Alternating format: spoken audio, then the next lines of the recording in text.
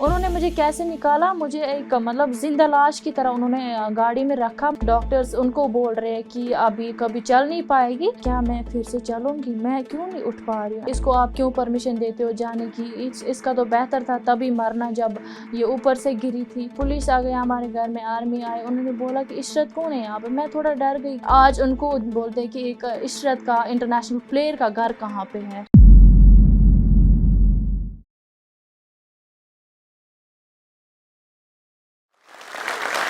2016 में मेरी भी एक नॉर्मल ज़िंदगी थी पहले, हर एक नॉर्मल इंसान की तरह मैं भी थी।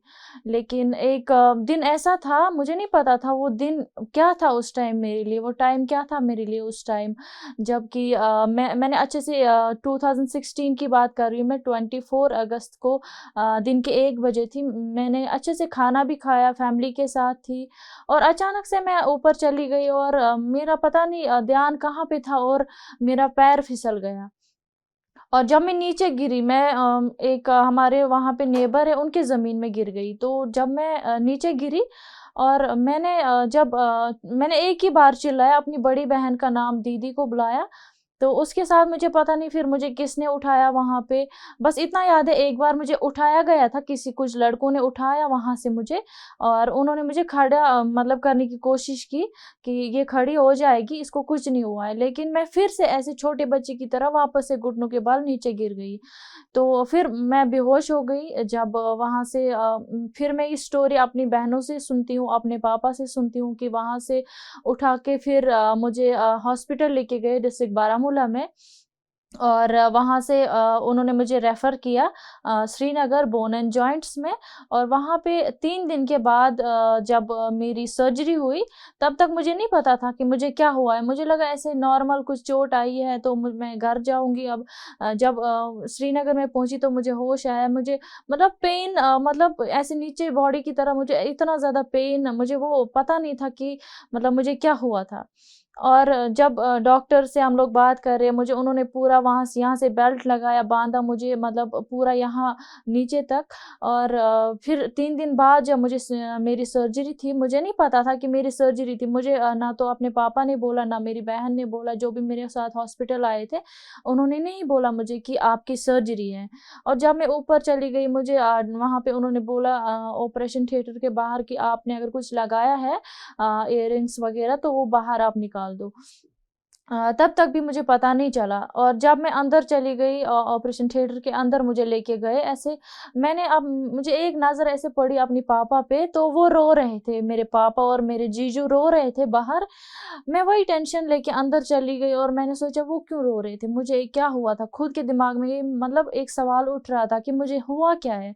तो जब मैं अंदर चली गई ऑपरेशन थिएटर के अंदर वहाँ पे एक लड़का था तो उसने मुझे बोला कि आपका क्या नाम है? आप कहाँ रहते हो? तो जब तक उन्होंने मुझे एंजियोग्राम वगैरह लगवाया और उन्होंने मेरे मुँह पे कुछ रखा और मुझे बोला कि एक लंबी साँस ले लो।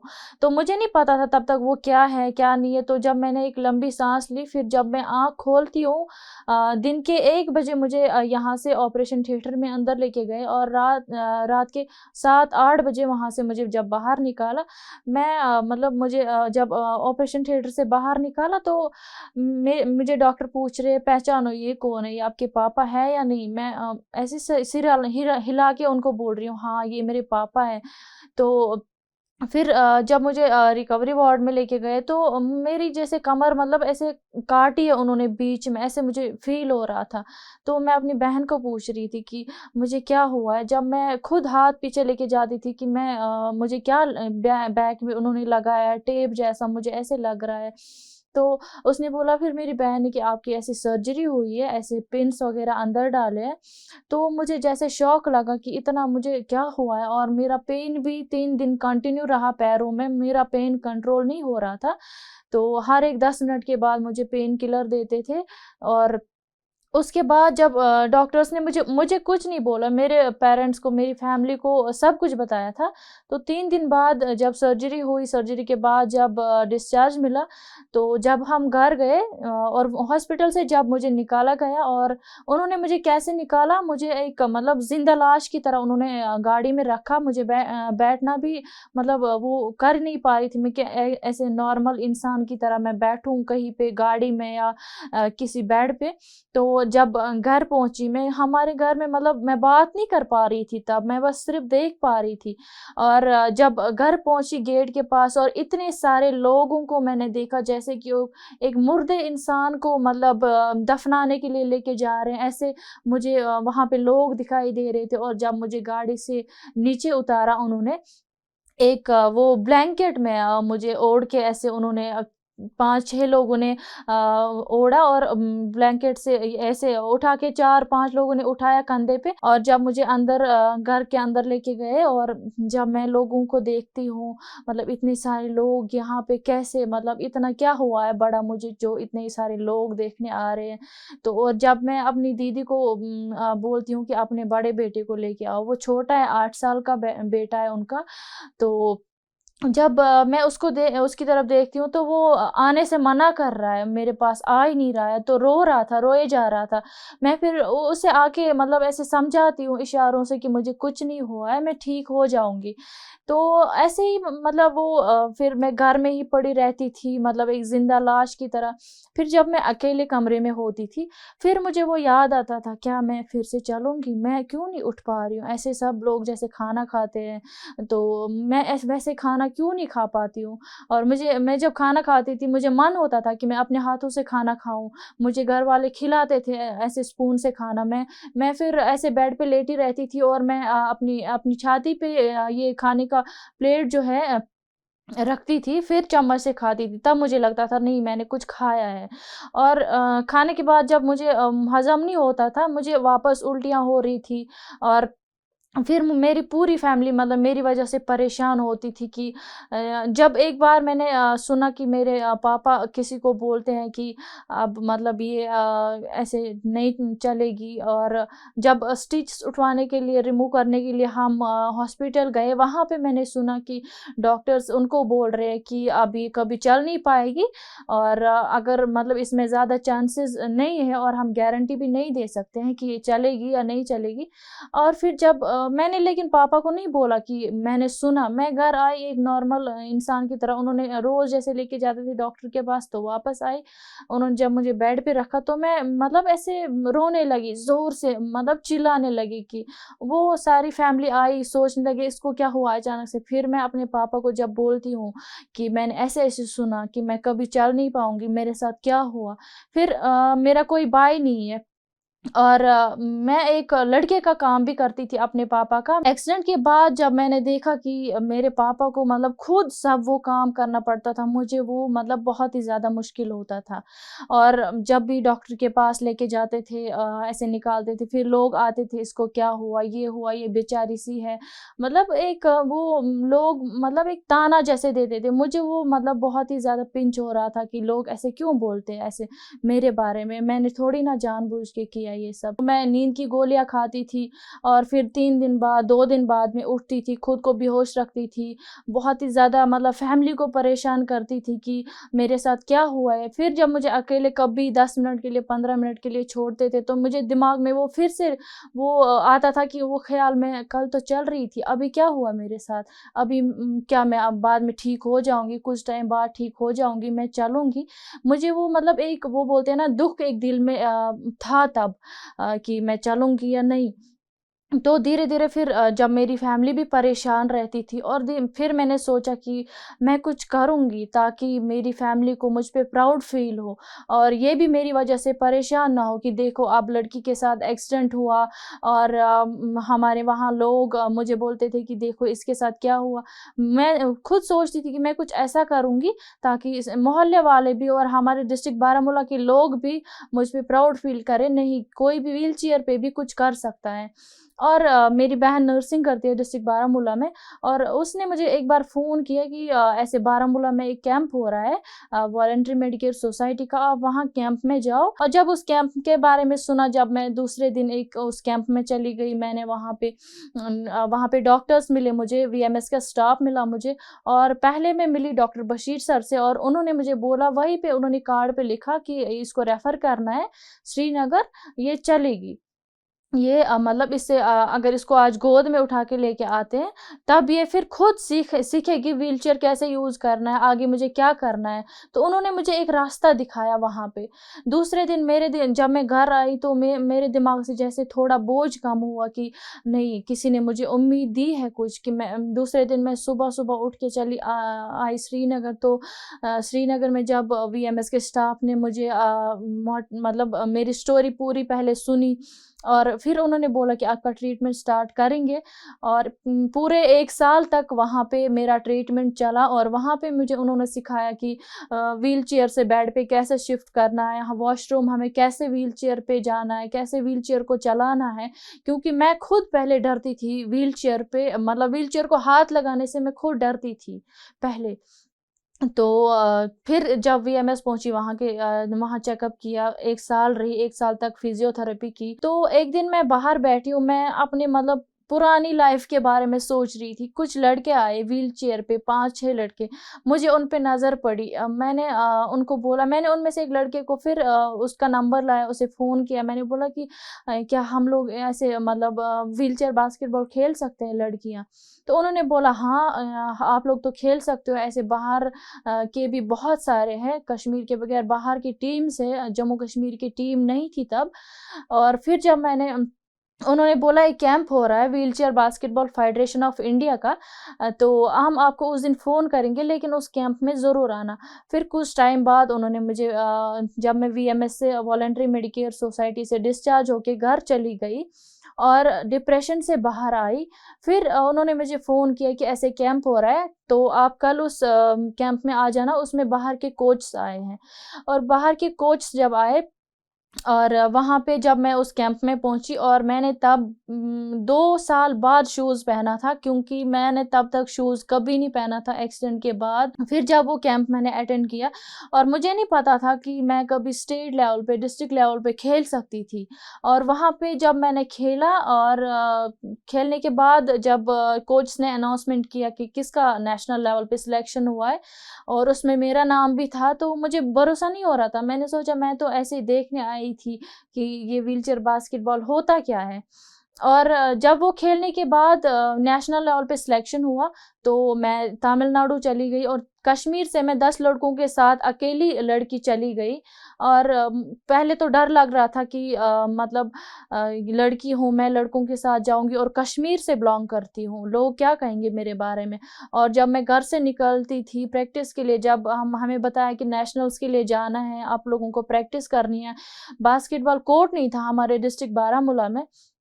और मेरा एक स्पाइनल कॉर्ड होने के बाद भी मैं अपने जीजू के साथ बाइक पे बैठ के आती थी श्रीनगर प्रैक्टिस करने के लिए। और जब मैं सुबह निकलती थी, मैं ऐसे सोचती थी, पहले नेशनल जब मुझे जाना था, मैं सोचती थी मुझे कोई नहीं देखना चाहिए बाहर, हमारे मोहल्ले वाले लोग, कोई कोई भी नहीं देखना चाहिए, कोई इंसान कि ये ऐसे बास्केटबॉल खेलने जा रही है। मुझे क्या कहेंगे लोग? एक तो इसके साथ ये सब हुआ है, और ऊपर से ये बास्केटबॉल खेलने जा रही है, वो भी व्हीलचेयर पे। तो जब मैं निकलती थी, मुझे ताने देते थे, मेरे पापा को बोलते थे, इसको आप क्यों परमिशन देते हो जाने की? इसका तो बेहतर था तभी मरना जब ये ऊपर से गिरी थी। तो वो मेरे पापा को बहुत फ़ील हो रहा था कि इसके बारे में इसने क्या गलत किया ये। तो जब मैं नेशनल खेलने चली गई लड़कों के साथ, तो डर भी लग रहा था, अकेली हूँ और लड़की हूँ। जब वहाँ से फिर नेशनल खेल के तमिलनाडु में जब नेशनल खेला, वहाँ से वापस आने के बाद फिर जब घर आई, तो फिर 2019 की बात करूँगी, मोहाली में हमारा दूसरा नेशनल होने वाला था, और तब हमारी टीम नहीं थी, हम टोटल 2 लड़कियाँ थी। फिर हमारी पूरी वीएमएस टीम ने और मैंने मिल के हम लोगों ने एक जम्मू कश्मीर की फ़ीमेल टीम बनाई और मेल टीम उनकी ऑलरेडी बनी हुई थी। अभी हमारी दोनों टीम्स हैं और फिर पूरी टीम के साथ हम मोहाली चले गए और वहाँ पे हमारी पूरी टीम का अच्छा बेस्ट परफ़ॉर्मेंस रहने की वजह से फिर मैं एक जम्मू कश्मीर टीम में एक अकेली शूटर थी जिसका फिर नेशनल कैंप के लिए सिलेक्शन हुआ। और जब मैं घर में बैठी थी तो फ़ोन भी बंद थे कश्मीर में और थोड़ी-सी हालात भी नॉर्मल नहीं थी। तो मैं घर में बैठी थी, पुलिस आ गया हमारे घर में, आर्मी आए, उन्होंने बोला कि इशरत कौन है यहाँ पे? मैं थोड़ा डर गई कि ऐसे अचानक से हमारे घर में क्यों आर्मी और पुलिस? तो उन्होंने जब मुझे बोला कि आपके कोच का फ़ोन है, तो मैं थोड़ा खुश हो गई, नहीं कोई कुछ गड़बड़ नहीं है, मेरे कोच का फ़ोन है। जब मैंने कोच के साथ बात की, उन्होंने बोला कि इशरत आपका सिलेक्शन कैंप हो रहा है चेन्नई में और टोटल 2 दिन बचे हैं कैंप के, आपको नेक्स्ट डे पहुँचना ही है किसी भी हाल में। अगर आप चाहते हो कि आप आगे जाना चाहते हो, तो आप उस कैंप में पहुँच जाओ। मेरे पापा उस टाइम घर में नहीं थे, दूसरे दिन जब मेरे पापा आए, मैंने उनको बोला कि ऐसे-ऐसे बात है। तो एक मेजर आए, मेजर चंदन सर, उनका नाम लेना चाहूँगी। तो उन्होंने मुझे बोला कि इशरत, ये एक मौका मिल रहा है आपको कुछ करने का, जो आपको लोग ताने देते हैं उनको मतलब एक जवाब देने का आपको मौका मिल रहा है, आप जाओ उस कैंप में। तो उन्होंने दूसरे दिन उन्होंने मेरा जाने का पूरा बंदोबस्त किया। मैंने पापा से परमिशन ली, पापा ने मुझे परमिशन दी जाने की। तो फिर मैं जब अकेली निकल गई मॉर्निंग में और रात के 11 बजे मैं चेन्नई पहुंच गई अकेली। उस टाइम मैं पहली बार कश्मीर से अकेले ट्रैवल कर रही थी और फिर जब मैं चेन्नई पहुंच गई, वहां पे 3 दिन का कैंप मैंने अटेंड किया और कैंप अटेंड करने के बाद तीसरे दिन जब मुझे बोलते हैं कि इशरत, आपका इंडिया टीम में सिलेक्शन हुआ है, और मैं मतलब कभी मतलब सोचा नहीं कि वो टाइम क्या था मेरे लिए, कितना खुशी का टाइम था वो मेरे लिए कि मेरा सिलेक्शन हुआ है। और सिलेक्शन होने के बाद जब फिर वापस पापा को बताया कि ऐसे सिलेक्शन हुआ है मेरा, तो वो भी बहुत ही ज़्यादा खुश हो गए। और वहाँ से फिर हम थाईलैंड चले गए इंडिया को रिप्रेजेंट करने के लिए और वहाँ पे हमारा कंपटीशन रहा ईरान, अफ़गानिस्तान, कंबोडिया, थाईलैंड के साथ, चाइना के साथ, मलेशिया के साथ। और हमारी पूरी इंडिया का टीम का अच्छा परफॉर्मेंस रहने की वजह से फिर हमें हमें 4 मैच ही खेलने थे, फिर उन्होंने हमें 2 और मैच दे दिए खेलने के लिए। तो वहाँ से फिर वापस आने के बाद जब जो लोग मुझे ताने देते थे, मुझे फिर खुद मतलब मैं चाहती थी कि मैं कभी अपने डिस्ट्रिक्ट बारामूला के डीसी से मिलूं, लेकिन जब मैंने सुना कि मैं स्पोर्ट्स मिनिस्टर से, वो मुझे खुद अपने ऑफिस में इनवाइट कर रहे हैं, किरण रिजिजू सर। तो जब मैं उनके ऑफिस में चली गई तो अच्छे से उन्होंने मुझे वहाँ पे उन्होंने फिर ट्वीट भी किया था मेरे बारे में, तो बहुत ही अच्छा लगा मुझे उनसे मिल के भी। मेरी फैमिली भी खुश है आज, उनको नहीं लग रहा है कि उन पे मैं बोझ नहीं हूँ, कि लोगों को लगता है अगर किसी का एक्सीडेंट हो तो वो बोझ बन जाता है, जो व्हील चेयर पे वो बोझ बन जाता है। लेकिन पहले मुझे मेरे मतलब पापा के नाम से जानते थे और आज उनको बोलते हैं कि एक इशरत का, इंटरनेशनल प्लेयर का घर कहाँ पे है। कि मैं कभी निकलती थी घर से तो तब पहले मुझे शर्म आती थी कि मैं क्यों निकलूँगी व्हीलचेयर पे घर से। लेकिन मैं आज जानबूझ के ड्राइवर को बोलती हूँ, गाड़ी बाहर खड़ी रखो, मैं खुद रोड पे जाऊँगी। मतलब लोगों को एक इंस्पिरेशन मिलनी चाहिए मुझसे कि देखो, लड़की अगर व्हीलचेयर पे है तो ये सब कुछ काम खुद कर सकती है। यहाँ तक कि ये नामुमकिन को भी मुमकिन कर सकते हैं। लोग बोलते हैं कि डिसेबल्ड है, ये कैसे गाड़ी चलाएगी, ये कैसे करेगी? तो मॉडिफाइड गाड़ी होती है तो उस पे हम अच्छे से मतलब ड्राइव कर सकते हैं कि एक व्हील चेयर पे होने के बाद एक लड़की कुछ ऐसा मतलब इतना बड़ा काम कर सकती है, इंडिया को रिप्रेजेंट कर सकती है इंटरनेशनल लेवल पे, जिसने कभी सोचा नहीं था कि वो डिस्ट्रिक्ट लेवल पे, स्टेट लेवल पे खेलेगी। उसने इंडिया को रिप्रेजेंट किया और मुझे खुद पे प्राउड फील होता है कि अगर उस दिन ये हादसा मेरे साथ नहीं होता तो शायद मुझे पता नहीं था कि मेरी ज़िंदगी क्या थी। आज मुझे हर जगह जहाँ भी जाती हूँ, हर जगह इज्जत मिलती है, हर जगह वहीं से बोलते हैं कि हम आपको जानते हो, आप ही इंटरनेशनल प्लेयर हो, तब प्राउड फील होता है। आज खुद पे प्राउड फील होता है कि मैंने इतना मतलब अच्छा काम किया है और मेरी फैमिली को भी बहुत ही प्राउड फील होता है। और सब लोगों तक अब यही मैसेज पहुंचाना चाहूँगी कि आपको मेरी स्टोरी से थोड़ा सा इंस्पिरेशन तो मिला ही होगा। आप जिस भी फील्ड में जाना चाहते हो, कभी हार नहीं माननी है। जीत हमेशा उसकी होती है जिसके अंदर टैलेंट हो और जिसके अंदर हौसला हो। जोश टॉक्स अब स्पॉटिफाई एक्सक्लूसिव पॉडकास्ट है, जिसके साथ जोश टॉक्स की सभी कहानियां ऑडियो फॉर्मेट में अपलोड होंगी केवल स्पॉटिफाई पर। और हाँ, अगर आपको ये वीडियो अच्छी लगी तो आप जोश टॉक्स पॉडकास्ट को फॉलो कर सकते हैं और सुन सकते हैं ऐसी कई प्रेरणादायक कहानियां सिर्फ स्पॉटिफाई पर।